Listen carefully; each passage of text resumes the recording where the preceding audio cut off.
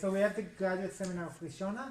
Rishona joined us as an intern 4 years ago from Mumbai and started a master 3 years ago. And I'm so glad that she's graduating and staying here, soon to be Ola Chadasha. And Rishona, good luck. Thank you. Okay, so my research is on reservoir computing with memristive neural networks. So I will sort of introduce what my research is about and show you what we did in the last 3 years. So first, let's start from the beginning with regular neural networks. So normally you associate neural networks with something like that. You have a multi-layer perceptron and you have weights and neurons connected with weights, and you need to train the entire network. You need to train all the weights of the network, and the nodes are linear combinations of the weights with some sort of non-linear activation function. This is normally what we associate with neural networks. Here we are taking a different kind of neural network called reservoir computing. Now, reservoir computing is a unique neural network because you don't need to train the whole thing. You only need to train a single layer called the readout. So the, I'll just get the pointer. Second. Yeah, so you only need to train this single layer called the readout. The rest of the network you do not need to train. Why is this? This is because the network is built using a dynamical system. So you have this layer called the reservoir layer, and this is built up of nodes that evolve with time. And you can use this, these dynamical properties of the nodes that form the reservoir in order to project input into a high dimensional space. And then you can use that, and then the readout can interpret that result. So in that sense, this neural network is unique because you don't need to train the whole thing. So the advantage, of course, is the reduced training requirements, and along with that, you can do many different kinds of tasks with reservoir computing. You can do spatial tasks like image recognition, you can do temporal tasks like predicting time series, and also things like control systems in robotics. And probably the coolest feature of reservoir computing is its compatibility with physical mediums. Now, what does this mean? This means the dynamical system that forms the reservoir, we can build this reservoir using the physical mechanisms of hardware devices. So we can use the dynamics of hardware devices like electronic devices, photonic devices, even mechanical devices in order to construct the reservoir. So in today's talk, I will show you how we construct a electronic reservoir with memristors, and I will show you 2 examples of how we do that for spatial tasks and temporal tasks. So let's just get an introduction of memristors so that to make sure we're on the same page. So a memristor is a memory device. It is a memory device in which the state is stored as resistance, and you can modify the state of this memory device by giving high voltage write pulses into it, and you can probe the state by giving lower voltage pulses into it. So the low voltage pulses do not modify the state, but you can use it just to probe what's inside it. And memristors are generally described as having a pinched IV curve. And we can use the properties of memristors in order to construct the dynamical system. Now I'll show you, we'll go a little bit into types of memristors, and particularly about concerned with retention time. So generally when you have memristors, you think of non-volatile memristors with long-term memory because you want to use them as memory devices. So when you, for example, let's take an example. If you look at the blue pulses, they are write pulses. So when you apply write pulses into the device, then the internal state of the device increases. And when you don't give write pulses for a certain amount of time, the previous state is retained. There is no drop in the state. In order to further change the state, say you want to go back, then you need to apply pulses of opposite polarity or of higher voltage or something. These are called erase pulses. So this doesn't happen automatically. You need to give external voltages for this. In contrast, you have other kinds of memristors called volatile memristors. These are memristors with short-term memory, which means they do not, so if you apply right pulses, just like in non-volatile, the state will increase. But when you don't give right pulses for some amount of time, you have spontaneous state decay. You do not need to give external pulses for the state decay to happen. It is the properties of the devices itself cause this spontaneous state decay. And the rate at which this happens is called the decay rate, tau. And we can use this decay rate and this volatility in order to construct the dynamical system in reservoir computing. And that is what I will show you. So first, let's look at the evolution of the internal state variable of a volatile memristor. So let's consider these pulse trains. These are binary pulse trains where a 1 is a right pulse and a 0 is no pulse. And in this graph, you see the evolution of the internal state variable with pulse number. So as each pulse is coming, you're seeing the internal state variable change. So if you look at the black input, you can see you have all ones, and so the internal state variable rises until it reaches saturation. However, if you have, for example, the red pulse, you see you have a series of ones, the internal state variable rises, then you have a series of zeros, and so you have spontaneous state decay, and then again, when you have ones, then again the state rises. So we can use this volatility, or particularly the internal, the intermediate state of the memristors, in order to distinguish between the sequences that have arrived. So we can use the volatility to identify the sequence. So we can say that if we have, for example, this internal state, so we know that the red pulse arrived. Whereas if you have this internal state, then we know the black pulse arrived. So we can distinguish between the input sequences. And we can use this property to construct the reservoir. So in this talk, the kind of reservoir that we're talking about is something called parallel delayed feedback network. This is the name. There are many different ways in which you can do reservoir computing with memristors. Here we're talking of one specific method called parallel delay feedback network, PDFN we will call it. And the way it works is something like this.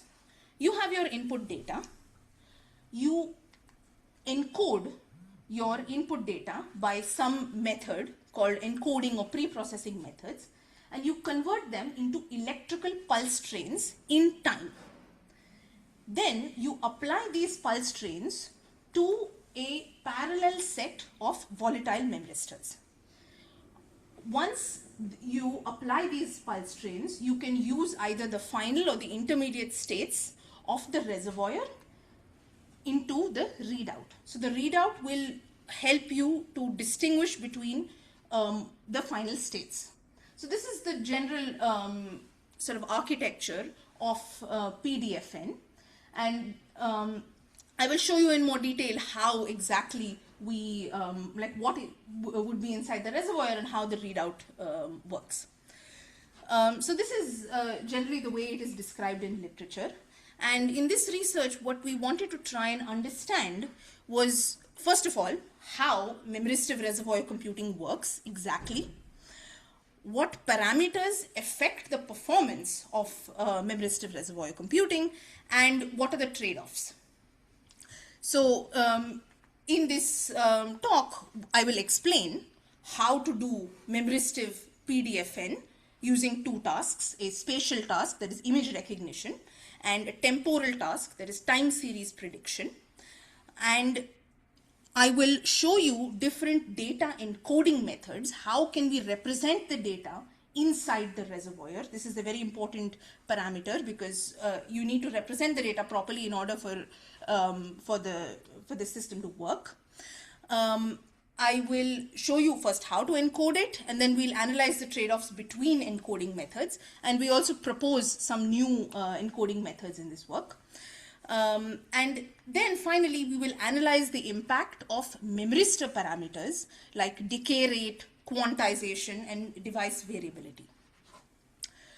Okay, so now let's go to the first task, image recognition. So we take an image. Here we have the MNIST image. We have binarized it. So the MNIST data set is a grayscale data set, but we convert it into binary. And what we need to do now, the way the reservoir computing system works, it is a dynamical system, a system that evolves with time. But a spatial task is not temporal, like you don't have the time element. So we have to create this time element. So the way we do that is that we will take each column of the image and we will convert them into pulse trains. So we will have, say, the first column as the first time step, the second column as the second time step, and so on. So our input is converted into temporal pulse trains, and we can, so a white pixel is a right pulse and a black pixel is no pulse. And we write these, we apply these temporal pulse trains into our reservoir of volatile memristors. And as we saw earlier, the volatile memristors can distinguish between the sequences that have arrived.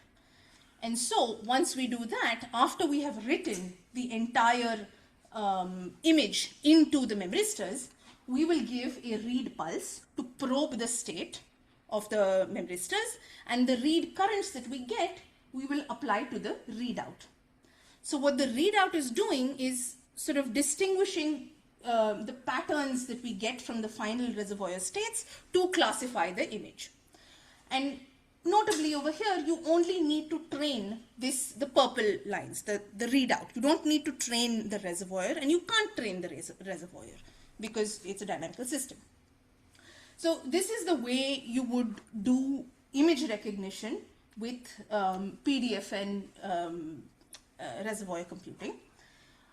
Now, this is the general structure, but in practice, if you just do it this way, if you give an entire row of the image into a single memristor, it doesn't work. It doesn't give good accuracy. So what we need to do is sort of divide the image in a way that we still preserve the spatial features of the image, but still representing them inside the reservoir. So what we need to do are something called preprocessing methods. So these are methods in order to permute the input data to improve representation in the reservoir. So what we saw earlier, this is what we call one dimension, in which we have the entire row going into a single memristor. But in practice, what we need to do is we can divide this row into sections. So for example, in this example, you have one row divided into 4 sections. So each memristor receives 7 pixels. So it is a shorter sequence, so the memristor can resolve this more easily. Now, so this is, now notably, if you look at one dimension, over here, since you're having one row into one memristor, your reservoir only requires 28 memristors. However, when you're sectioning, each row requires more than one memristor. So in this case, in the sectioning case, your reservoir will require, your reservoir will require 112 memristors. So 28 times 4. Okay, so this is one pre-processing method. Now, in addition to one dimension in which we look at the image horizontally, we can also look at it from a different direction. We can look at it vertically. So this is what we call two-dimension, in which we double the size of the reservoir by also giving the image in a vertical direction. So this gives a different spatial orientation to the reservoir. So this is another pre-processing method. In addition to this, we proposed a new pre-processing method that we call parity. Now in this case, we give the original image, but in addition to that, we give an additional image with, we take the XOR operation between the adjacent rows of the image. So what we get is sort of a boundary, an edge of the image. And this is a sparser representation that's still, like it's fewer ones, fewer writes, but it still shows the temporal features of the image. So this was a very interesting preprocessing, and we will show the results later, but this was quite useful in improving the accuracy. And notably, because there are fewer writes, the energy required is lower. The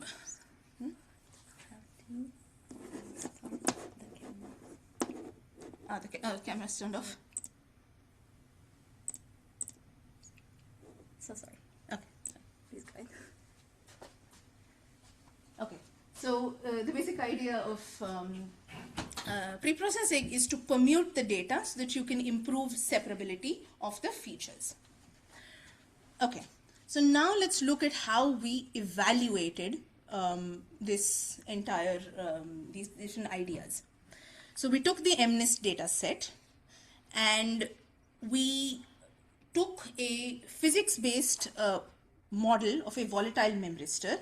It's the WOX memristor model from literature.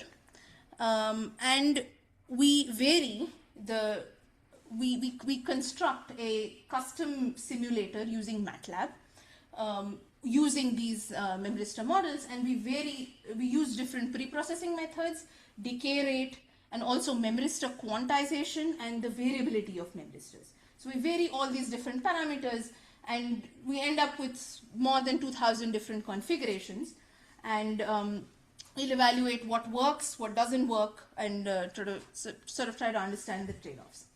And one more thing I want to mention about pre-processing is you can use multiple pre-processing methods together.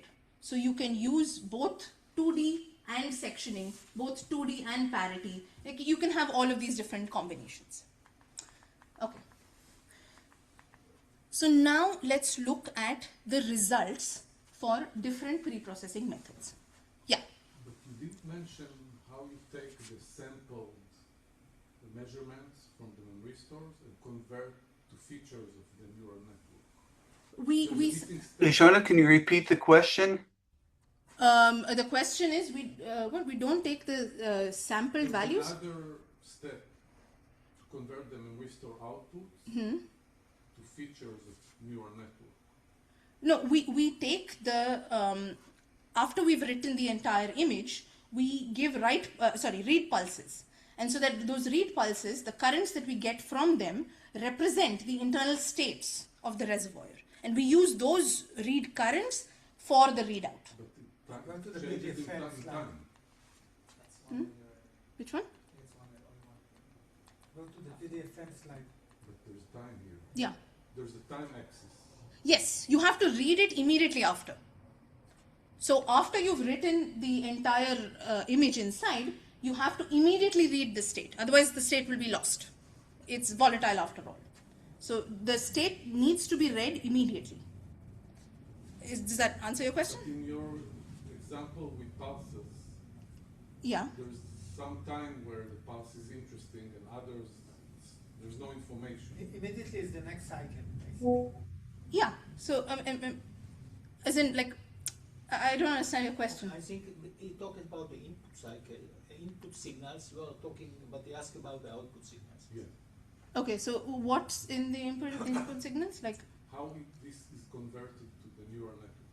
Okay, maybe you can take it offline. okay. Shona, is it possible to read during the sequence? In other words, not to feed all the image in and then just take a snapshot of the readout, but rather to, as you send things in, also read out. That way you have a richer output. You have output C. Intermediately, like before you finish the whole image. Yes, as you, because this way you do away with some possible ambiguity. The different sequences could lead into the same final values. Whereas if you read as you go, maybe not all the time, but start before you complete, you get possibly more information. Yeah, we did not try that. I mean, we do that, it will come further. We did that for the time series prediction task, but over here we sort of solved that with sectioning. But yes, I mean, it's possible. We didn't try it, but it should work, I think. Like that would be, but you'd have to store that in memory. You have a lot of data to store. Right? Yeah, you have to store that partial value in memory, and then you need the rest of it.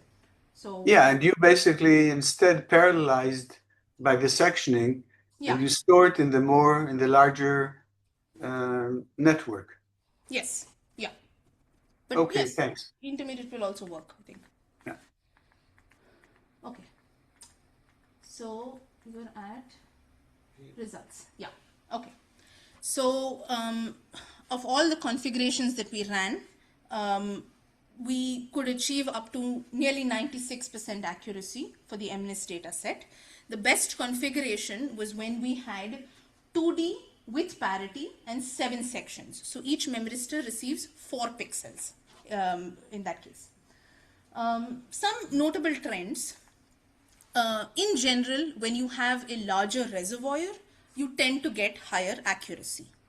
When you have more sections, you have better separability, and that leads to higher accuracy. And the 2-dimension preprocessing is better than 1D, most notably for lower accuracy configurations, for smaller reservoirs. The difference is a little smaller when you go to higher accuracy. The parity method gave a significant improvement. So the parity method is much better than no parity.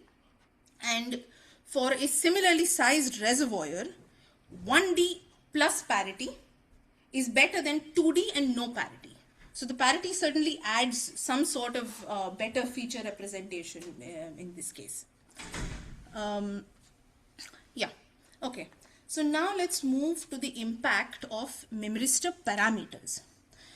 So here we will look at primarily 2 parameters, the decay rate and the section size.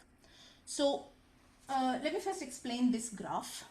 This plots the final state of memristors against decay rate for different input sequences. So we have a sequence of length 4, and we tried all the combinations from 0, 0, 0, 0 up to 1, 1, 1, 1. And you can see the final, after you apply the entire sequence, the 4-pixel sequence, the final state you can see plotted here for different decay rates. So what's interesting here is that if your decay rate is too small, then you will have overlap. So you will have the different sequences will overlap with each other, and so that will not, you will not be able to represent all the different combinations. In contrast, if you have your tau too long, then it will start acting like a counter. So it will just count the number of ones that are there in the sequence, and it will not tell you the order of the sequences. So what you want is a tau that's somewhere in the middle.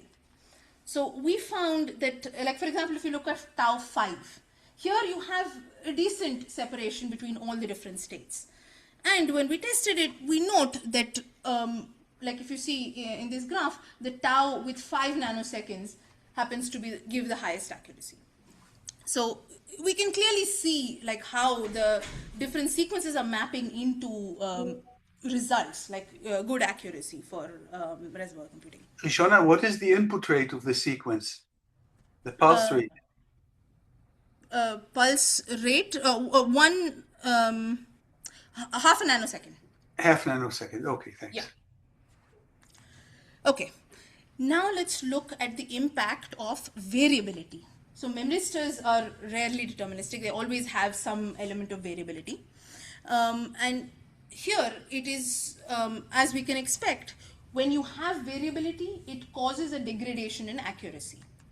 Lower quantizations can still give decent accuracy around greater than 85%. However, they are not very reliable. Like, we also did some Monte Carlo simulations, and it turns out that the lower quantization levels are not very repeatable. Higher quantization levels are much more robust when it comes to accuracy. Yeah. Sorry, what are you referring to by quantization? Okay. Quantization is the number of levels the memristor currents are divided into, like how many bins. So like the memristor is an analog device, so you can quantify the state that you get into different levels. So quantization shows how many levels that we have. So 2 is binary, 1 is on or off, like 1 and 0, and 128 is like that many, 7 bits. Okay, so this is the impact of variability. Now we also looked at throughput, energy and area trade-offs. So in terms of throughput, as you can expect, when you have more sections, you have higher throughput, but you also have a larger reservoir. In terms of energy efficiency, there are 2 things to note here. One is that when you have higher dimension, you have linearly more energy consumption because you're doubling the size of the reservoir. However, when you have parity, we have sublinearly more energy consumption.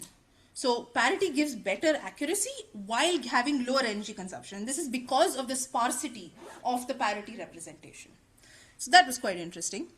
In addition, when you look at the area, it is not always the case that when you have a larger reservoir, you will have a better accuracy. The pre-processing that you do has an impact on the accuracy. So it's important to choose the pre-processing method correctly. Okay, so this is the results, the main results. Now, in order to check exactly what was happening inside the reservoir, we also did a method called TSNE, T-distributed stochastic neighbor embedding. Now, this is a sort of statistical analysis tool, and it's a dimensionality reduction tool to visualize high dimensional data on a 2D plane. So what we will do is we will plot the reservoir currents and we will compare them with the raw MNIST data set. So this graph shows the the representation of the raw MNIST data set. Let's look at, for example, 2 digits. The green, which is the representation of the digit 4, and the orange, which is the representation of the digit 9. You can see clearly that there is a distinction between these 2 digits on the 2D plane. So you can see that they are the samples are clustered together. So this is the raw MNIST data set. When you look at the same TSNE distribution for a configuration with 95% accuracy, you can clearly see this distinction as well. You can see how the similar images are clustered in different clusters. But when you look at lower accuracies, you see that the distinction starts to, they start to merge into each other. Whereas with a configuration with 85% accuracy, it is even more, so like they're almost merged into each other. So it's harder for the readout to distinguish between the states. So this shows that actually the representation in the reservoir is actually translating into better clustering of the data. Yeah. Was the color codes here the different numbers? Yes, different numbers. In addition to this, we did another analysis tool called factorial analysis of variance, ANOVA it's called, and this tool is supposed to help you determine which factors contribute to a particular target. In this case, it's accuracy. So which parameters impact accuracy and in what ways? So this is how your like the visualization of factorial ANOVA looks like. And let's look at some specific cases. So when you look at sectioning and quantization, you can see that these two tend to work together.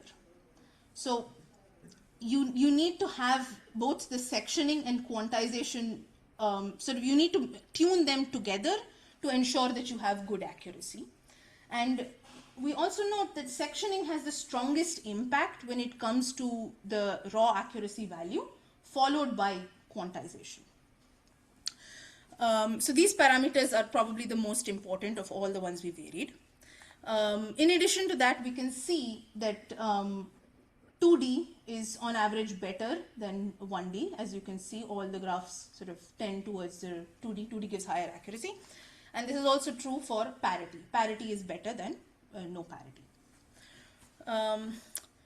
Okay, so from this, we can draw some key insights about image recognition. With an appropriately designed reservoir, you can achieve greater than 95% accuracy on the MNIST data set, and the sparse parity representation improves the accuracy at a relatively moderate hardware and energy cost. Sectioning, quantization, and memristor decay rate must be chosen together to ensure good representation of the data in the reservoir. And moderate variability leads to degraded accuracy, but the accuracy still remains acceptable. So that concludes the image recognition. We actually published a paper about this, and it was published yesterday, where we summarized all the results of image recognition. So do we have any questions up to this point? Yes. Yeah. I have a question regarding the methodology. Okay. When you talk about variation, what are you varying? Okay. So we... And a follow-up question, is it Monte Carlo that you're running, or you're assuming that all the parameters vary in the same manner to all the memristors at the same time? So we did Monte Carlo simulation separately, but in the variability case, we varied the initialization of the internal state variable. So the input finds it at, and in addition, the update. So every time a pulse is written, how much update happens is not uniform. And So and the decay is also varied? yes, yes, we also vary the decay. Yeah. And also, would you include the skew between the different memristors?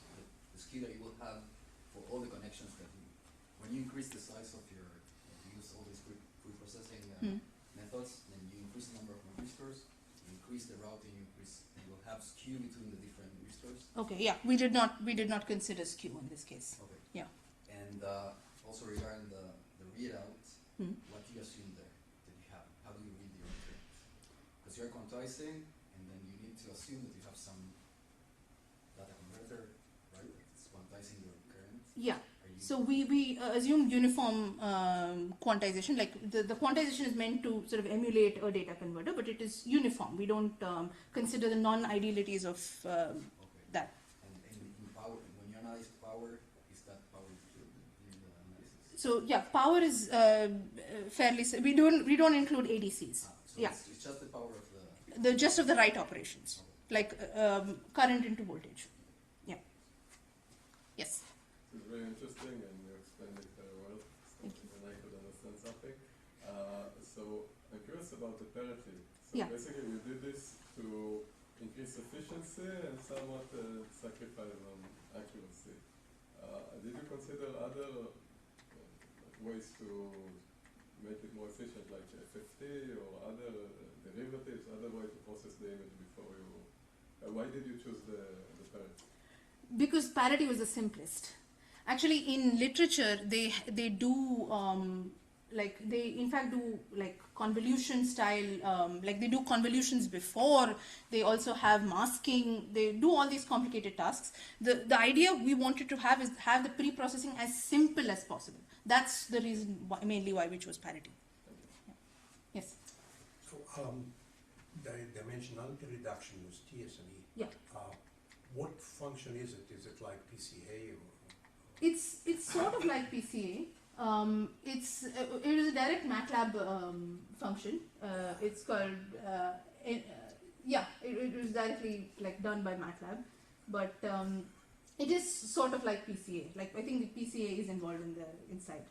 Now, have you compared energy and area results to doing the same things with convolutional neural networks or any other of deep neural networks? So we were working with collaborators in a project, and in that, what they had done is they did TSNE, and they compared the representation of TSNE for the reservoir currents and a convolutional network, and the results were quite similar. Like this is sort of doing convolution in a different way. Like at least if you just look at the TSNE representation, they look similar. After you have the convolution and the reservoir currents, the TSNE representations look similar. Yeah, I'm asking about area and energy results, not accuracy. Okay, so in terms of area and energy, the number of memristors that you require, the number of like, assuming that you implement the entire network with memristors, the number of memristors that you require is much lower. Like if you have a standard network, you would have about 15,000 individual devices for all the weights, whereas over here you would require about 5,000 or 6,000. So, like the most of the devices would come from the readout, because if you have a large like 300 or 500 size readout, reservoir is like 300 volatile memristors, so then your readout will be 300 cross 10. So that's where the most of the like devices come from. The reservoir itself is pretty small if you compare it with like a standard neural network. Okay, so I think I will move to the next task now. Okay, yeah. What is this yellow line? Is that? Am I doing that? From okay. All right. So now, in addition to image recognition, we did another task, time series prediction. Now here I need to explain a little bit what the task is, because it's not as straightforward. So in time series, the basic idea of time series prediction is you want to predict the future. You want to estimate the next value in a sequence using the past values. Let's take an example. Let's take the daily average temperature prediction. We want to predict today's temperature based on the historical temperature values, so the temperatures of the past days, as well as some other parameters. Say let's take rain and dew point. So what I want to do, as I said, predict the temperature from historical temperature and current parameters. So So we need two things in this case. We need the historical data, y, so y of t minus 3, t minus 2, and so on, as well as some other input parameters. We'll call them u. And we can use these to predict the future value of temperature. So in order to do this, the system that we use must have two properties. It must have memory of the past outputs, so of the past y's, and in addition it needs to be affected by current inputs, so like other parameters like rain and dew point. So how would you do this with reservoir computing? Now before we get to memristive reservoir computing, let's look at it as reservoir computing in general. You have some input u of t. You apply this u of t into your reservoir computing system and it produces a prediction, y of t. Now notably, in this specific method that we use here, you don't need to explicitly give y of t back into the reservoir system. The reservoir computing system itself has implicit memory of the past, and we can use that in order to predict the next step. So we only need to input these additional parameters u of t. Okay, so now how do we do this with memristive RC? We have some input. It's a time varying sequence. We will sample it, and we will scale these signals into the right voltage ranges of the memristor. So in this case, our memristor has a right voltage range from 0.8 to 1.8 volts. So we will scale the values there, and we will convert them into these electrical pulse trains, just as we saw before. Now, one thing that's important to note here, we have only one input. And if we apply this one input to a single memristor, we will not be able to capture all of the temporal dependencies of the input. So what we do is, we give the same input in different ways to different memristors. So we do two things here. The first thing is, we take our input and we will give them to different groups of memristors at different right pulse widths. So at the bottom you see a small right pulse width followed by some dead time where there is no pulse, whereas in the top you see continuous, just right pulses coming in, no decay. So this is the first thing that we do.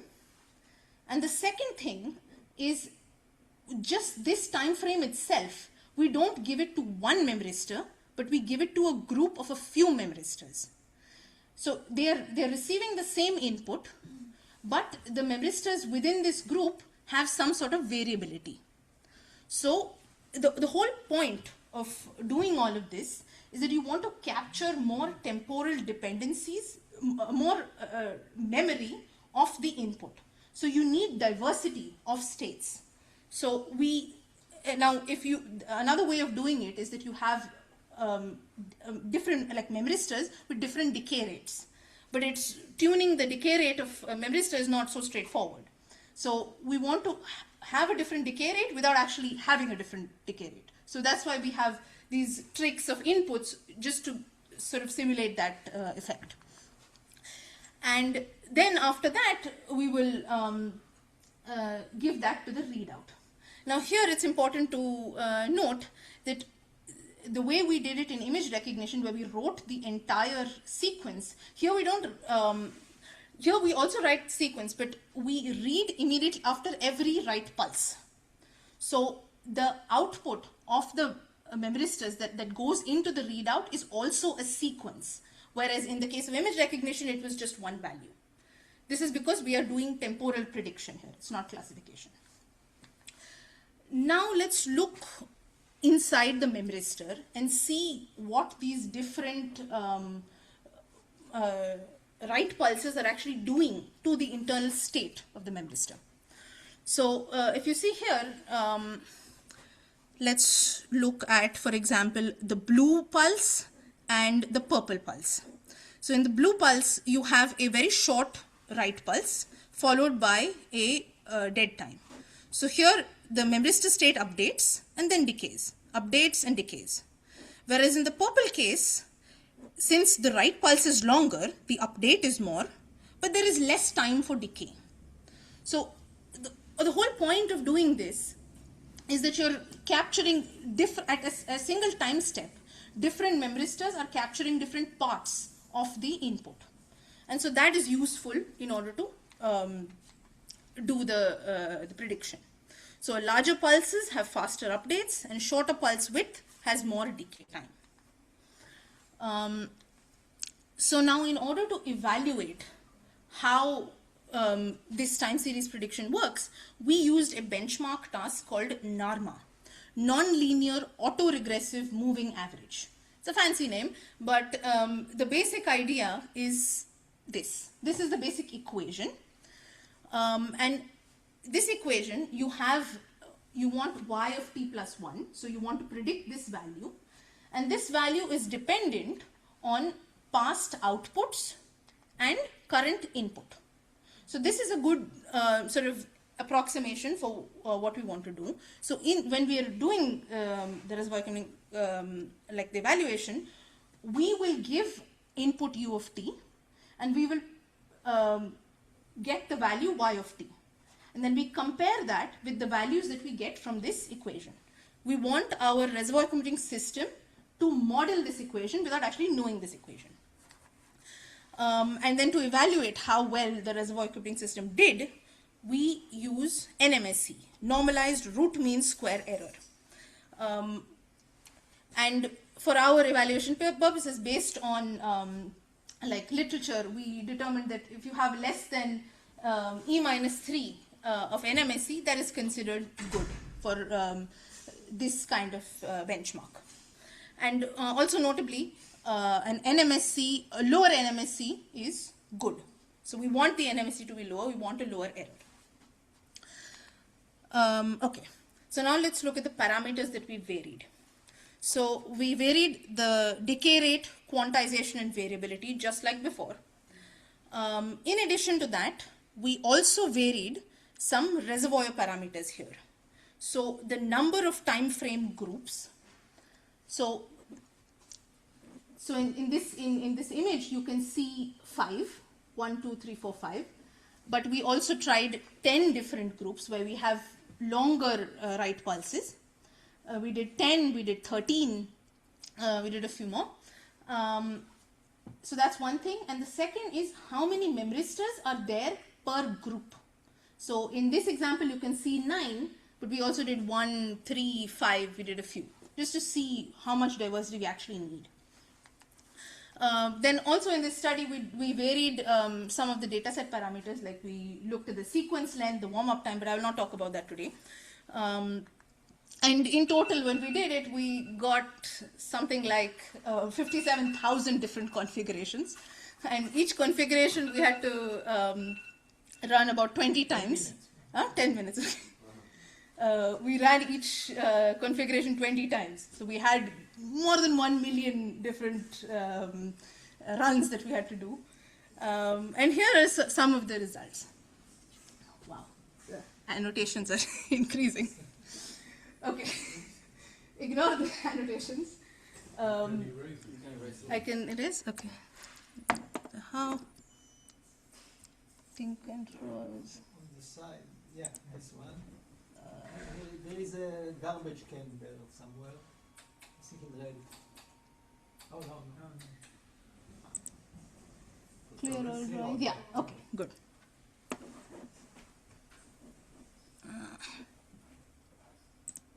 Yeah, okay. All right. So, now here we are looking at two parameters, decay rate, tau, and quantization. And the reason we have a heat map over here is because we want to show two parameters at once, and we want to show trends as we vary both these parameters. And we want to look at the effect of NMSE. So what we're looking at is the log of NMSE. And we can see that, one second. Oops, no. Okay. Yeah, okay. So this is a median case. On average, of all the configurations that we ran, when you have higher quantization, you have lower NMSE. This is expected. You have more bits, you have better representation of the data, so you have better NMSE. If you have lower quantization, the exact tuning of tau needs to be done more carefully. Whereas on average, when you have higher quantization bits, the tau you can, like variations in tau are acceptable. So this was sort of interesting. In addition, we looked at the impact of variability. Now here there's an interesting thing, because over here in the time series prediction, variability actually helps. More variability allows better diversity, And so with variability, you have so you have lower NMSC. So variability is good in this case. However, when you have lower quantization bits, the spread across the different seeds that we did was larger, whereas when you have more bits, then the spread is less. Then we also did like the time frame width sets. Like as I said, we did 5, 10, and 13. And here you can see that when you have more width sets, we have more different ways of like different right pulse widths, we have lower NMSC. So blue, the colder colors are lower NMSC. In addition to that, if you have more widths, you also have a larger reservoir. So larger reservoirs do help, but not always. More time frame widths gives lower NMSC, but it's not always the case that when you have the largest reservoir, that will give you the best NMSC. Okay, so some key insights from time series prediction. You can get good performance when your reservoir combines your good memory, state resolution, diversity, and state dimension. So when all of these parameters are combined, that's when you can get a good NMSC. Higher quantization is better for both accuracy, that is lower error, as well as repeatability. Larger decay rates in general is a good operating region. You need to tune it less, and more time frame width sets give better diversity, and so they are more useful. So what can we learn from both of these tasks? Volatile memristors are good for implementing reservoir dynamics, and we showed that this architecture PDFN can do both spatial and temporal tasks with the same architecture, with the same framework. The performance strongly depends on the way you represent the input in the reservoir, and parameters like memristor parameters like decay rate and quantization and variability must be designed together in order to get a good result. And notably, good performance doesn't necessarily mean the largest reservoir. Future work is certainly we need to evaluate it on larger data sets. Like these are sort of toy data sets.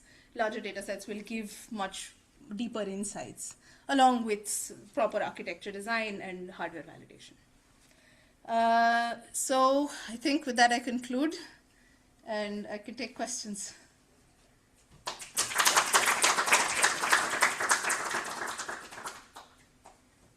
Now we're waiting for the third case of controls. No, not today. Do you have questions?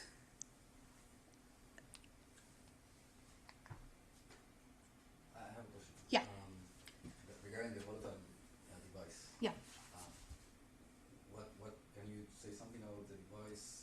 What's The model. What's the status of the device? How predictable the decay and all the parameters that you assumed are? So here we took a model of a volatile memristor. We didn't actually take data from a real device. We just used the equations from a paper, and we we added the variability and all these other parameters into it. So it's not necessarily super accurate to device. If we include device data, probably things might change, because I mean, of course, we assume a lot of things uniformly. So, yeah.